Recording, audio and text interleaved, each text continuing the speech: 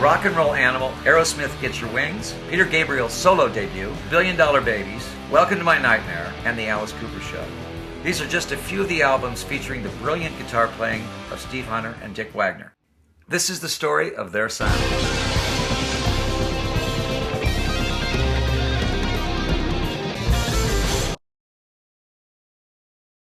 That's what we were going for. When you listen to the lyrics to I Love the Dead and Cold Ethel is one of my favorite songs lyrically. That is some of the funniest lyrics in the world.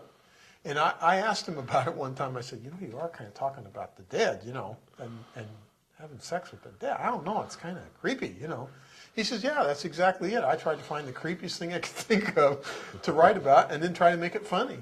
The thing that I learned about if you're going to do horror on stage is have a punchline. Even in really good horror movies, there's always a comic punchline somewhere. And I think that you need to have a punchline, especially when you're in front of an audience. You can't leave the audience in horror. You have to give them a relief, and usually that's a romantic punchline or a comedy punchline, and especially when they're not expecting it. If you do something really seriously sick and then slip on a banana peel, it's really funny. Or you slip in the blood and fall on your butt, It's a comic relief. It's slapstick. And you're just not expecting it to happen. Well, you can do that with lyrics, too. You can say something really dastardly and really profoundly sick, and then the very next line is a punchline, where you go, oh, I get it. Cold Ethel lives in the refrigerator because she's just parts of a body, and, and there was a letter to Ann Landers complaining about Cold Ethel at the height of my hellish reign. And I wrote her an actual letter that says, if there is a rash of necrophilia because of this song, it becomes the national fad.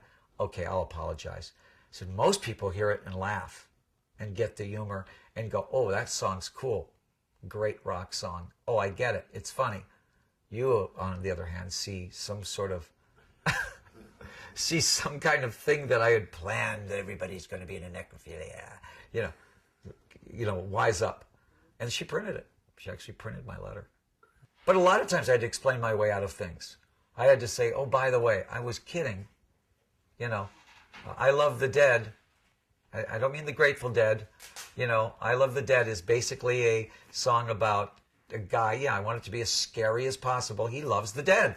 That's his whole thing. But I'm not being serious about it.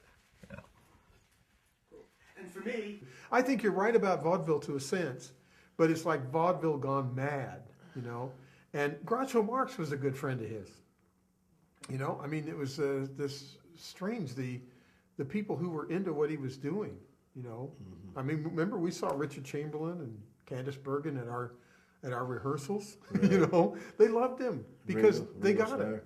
Yeah, it's just show business. It's show.